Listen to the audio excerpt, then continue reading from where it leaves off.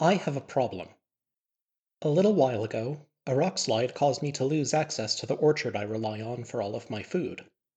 Last time, I was able to figure out that I had enough food in storage to survive until I could clear the path, and also how many apples I could afford to eat each day until then. I was somewhat hampered in this by the fact that, some time longer ago, I forgot all of mathematics. Fractions, factors, factorials, and all. While working out how to ration my apple supply, I came up with a new process by which I can modify numbers, which I decided to call division. Today, I'd like to work on simplifying and better understanding how that process works. Before, I was working with fairly large, complicated numbers, and the process of division was also large and complicated. Maybe to start with, I should try dividing smaller numbers, and see if that gives me a better idea of what's going on. Let's see. How about 4 divided by 2? If I have 4 apples and 2 boxes, then 4 divided by 2 should be the number of apples I can put into each box. I can put 1 apple into each box and have 2 apples left, then put another apple into each box and have no apples left. At this point, each box has 2 apples in it, so I think I can say that 4 divided by 2 is 2. What about 5 divided by 2? Well, if I have 5 apples and 2 boxes, I can put 1 apple into each box 2 times and have 1 left over. I can't put another apple into both of the boxes, so 5 divided by 2 would be, I guess, 2 again? But now, what should I do with the extra apple? This process is different from addition and multiplication. Those both take 2 numbers in and then give me 1 number out. Division, on the other hand, takes 2 numbers in and then sometimes gives 1 number out and sometimes gives 2 numbers out. Although I guess in the cases where it only gives 1 number out, I can just think of the other number as being 0. I think now is a good time to come up with some vocabulary to use here, like I did for addition and multiplication. I'm already calling this new process division, and saying that I'm dividing numbers. I have 2 different results this time, one sort of main result and one counting the leftovers.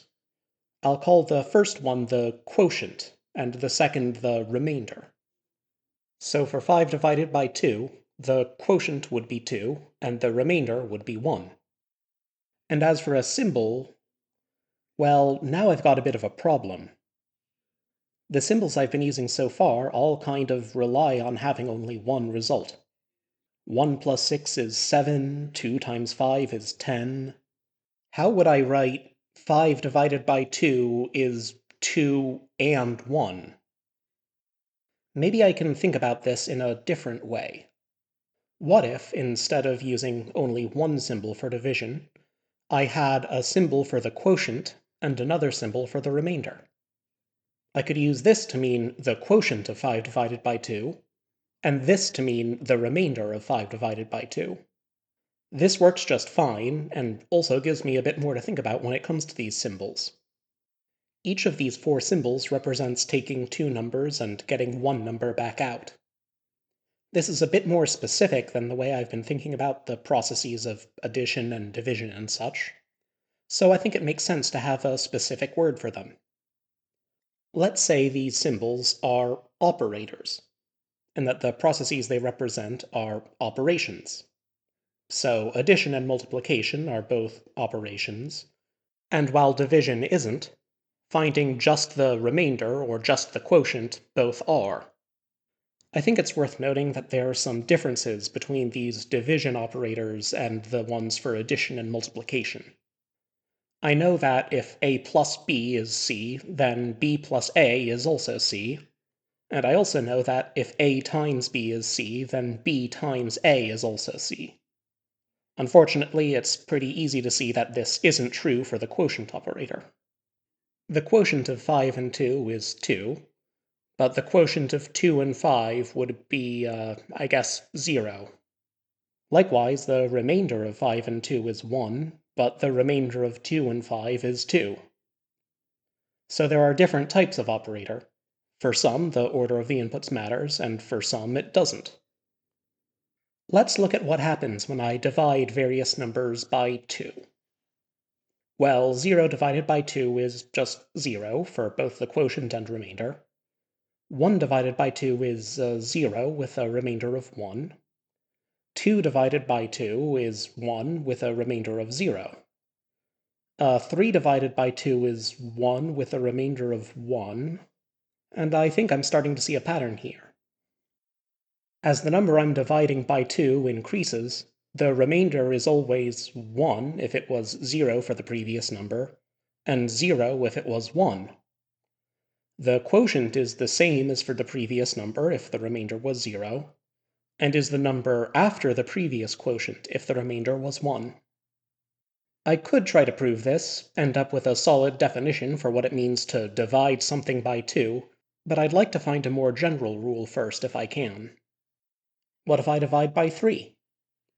0 divided by 3 is 0, 1 divided by 3 is 0 with a remainder of 1, 2 divided by 3 is 0 with a remainder of 2, and sure enough I'm seeing the same pattern start to emerge. Compared to the previous number, if the old remainder was 2, then the new remainder is 0 and the quotient increases by 1, and otherwise the new remainder increases by 1 and the quotient stays the same. Looking at the same results for 4 and 5, I feel confident in predicting that there's a pattern here that works for all other numbers too, that I can state like this. If you're dividing a and b, and c is the number before a, then if the remainder of c divided by b is the number before b, then the remainder of a divided by b is 0, and the quotient of a divided by b is the number after the quotient of c divided by b. Otherwise, the quotients are the same, and the remainder of a divided by b is the number after the remainder of c divided by b. This does leave some edge cases. If a is 0, and so there is no number c that comes before a, then I'm pretty sure that a divided by b should always have both quotient and remainder of 0. Things also are a bit weird if b is 0. Does this cause any problems? Let me go back to thinking about the process for division that I have. If I take A apples and split them up between B boxes, the quotient is the number of apples in each box, and the remainder is the number of apples I have left over. And this works fine for most numbers of boxes, but if B is 0, well, I guess the obvious thing to do is say that I put no apples into no boxes, and so the quotient would be 0 and the remainder would be A. But I could just as easily say I put 5 apples into no boxes, or 1,000 apples into no boxes. Either way, I end up with nothing. The remainder does always seem to be A, but the quotient doesn't seem like it needs to have any particular value. Well, as weird as this is, I don't know if it actually causes any problems right now. It just means that whatever definition I use for division, if b is 0, then I don't need to care what the quotient of a divided by b is, as long as the remainder is a.